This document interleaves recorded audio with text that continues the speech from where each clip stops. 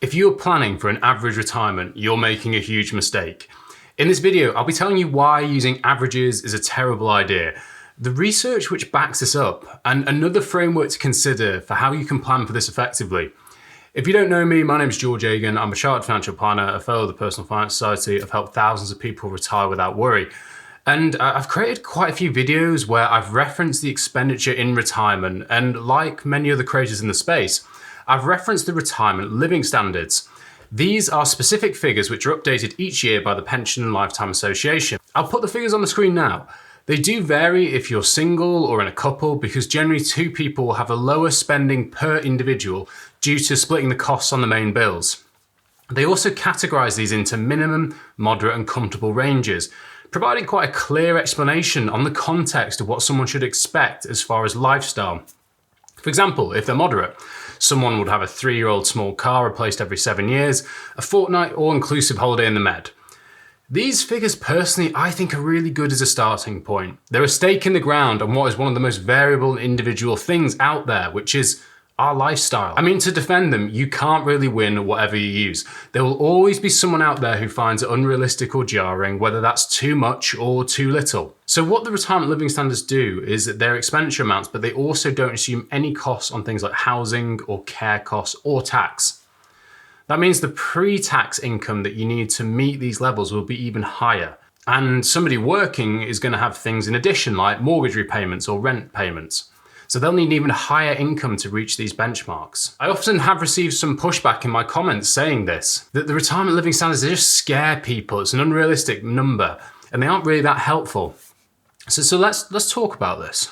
So for context, if you use the 4% rule as your guide for the retirement pot you need, which is basically that you draw down 4% of the portfolio you've got, and that's how much income that you draw on an annual basis. It doesn't take long to realise how big that pot's going to be. To achieve a £31,300 per year moderate lifestyle, you need a pot of £782,500. A comfortable retirement of £43,100 would need a pot of £1,077,500. Now these rough figures are nonsense because of things like the state pension and that you might have other income sources. The point remains that you could easily see how someone could get a bit disheartened about what they need to try and achieve. But there is a massive problem with these figures, which means some of the negative comments about the retirement living standard are right. I mean, are we just setting them up for failure with these targets? What if there was a better way? A way that might be considered more intuitive and maybe align a bit closer to what I've seen in real life working with real people. Let me explain, and let me show you a research paper from the IFS called Adequacy of Retirement Incomes, New Evidence from the Private Sector Employees.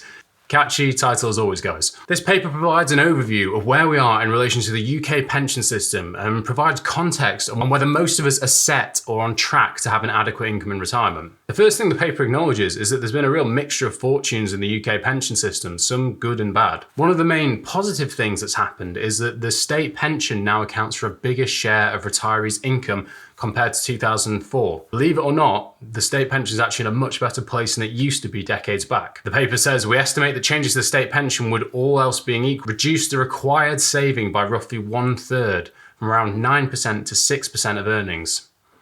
This of course does assume that state pension continues to be earnings indexed. While there have been potential increases in the state pension, there are some other issues that go against that, namely longer life expectancy, which is a great thing, but clearly it creates a bigger strain on a retirement pot, lower earnings growth and lower returns to savings. The paper effectively says that these more than offset the positive improvements that have been given due to the higher state pension. In the paper, they say that more than 4 in 10 people are likely now to be under-saving for retirement. So let me show you this. This shows you the share of working households with income net of housing costs, which is currently below the minimum and moderate PLSA standards. So to reiterate, these are people who during their working life are below the current PLSA retirement standings currently, with the dark green line being behind moderate and the light green line being below minimum. That, if you haven't noticed, is almost everyone. It's basically over 75% of couples. So I'm starting to agree with these critical comments about the PLSA standards saying they're unrealistic. So let's discuss a replacement rate approach. So the replacement rate approach considers retirement income adequate if it maintains a certain proportion of the individual's pre-retirement income.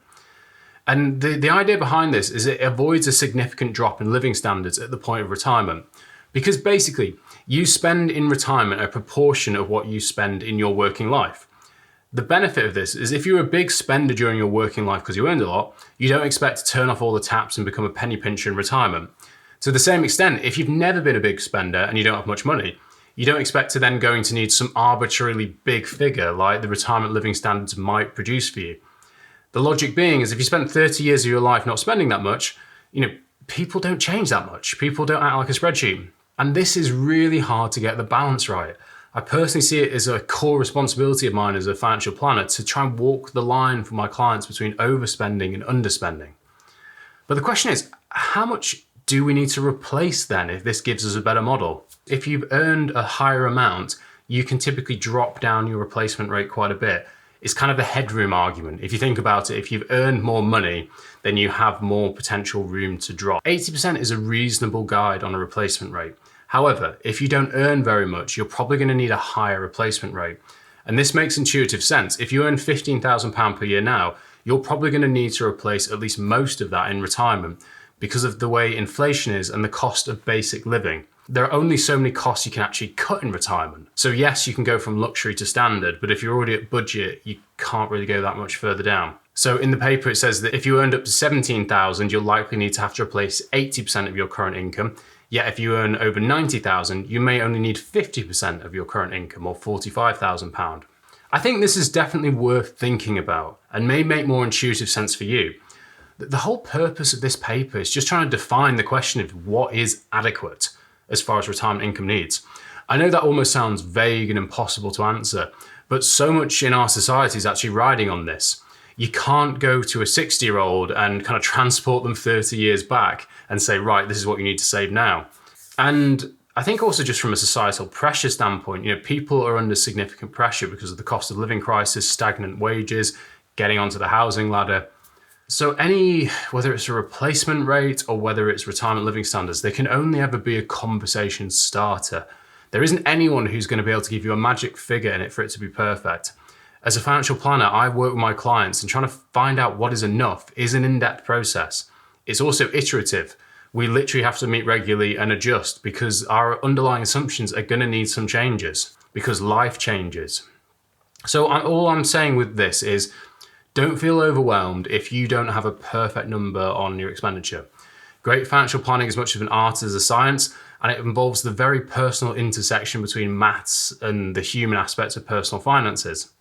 There is no hidden answer in the PLSA standards or a replacement rate approach. Whether it's the 4% rule, the rule of 375, these are terrible rules but decent guidelines because we have to start somewhere. The average is a measurement, not a person. There was actually a really good quote from the IFS paper, which I liked, where they talked about replacement rates. And it was obviously from some member of the public when they looked at this and said, from the moment I looked at replacement rates, my eyes glazed over. Sorry, my issue here, but I'm sure lots of other people would feel the same. I like to have financial information presented to me in the simplest form. And isn't that just the thing? We've got to be careful about how technical we make these things, because otherwise it's just going to alienate people. So here's my insights from advising a ton of people on retirement planning. If I was to give you one single phrase which encapsulated how much people spend in retirement, what I would say is people don't change that much. I think the data plays this out. If you've spent a certain way in your working life, chances are, yes, there'll be certain things that will drop and maybe you'll start to spend less as you get older and you have less inclination to travel as much. But you're going to adopt the same broad habits as you did during your working life. The insight there is that if you can make minor adjustments while you are more malleable and on your way up, then that's going to reflect really well as far as how quickly you're going to get to your financial freedom number. I don't believe in the frugal fire method, but I do believe that taking control of your finances can give you so much more freedom than trying to plan with averages. And for all those reasons, that's why I think using these averages figures just will never be right for you and is more likely going to be dangerous to your retirement planning. So you might have thought, well, that's interesting. I think I have an idea now of how I need to frame what enough is for me. You might also be asking the question, how much do I actually need as far as a pension pot to produce my income? Well, if that is interesting, I've actually done a video in the past where I go through pension pots of various sizes and let you know how much income it produces. So if you like that, why don't you give it a watch here? Thanks for watching.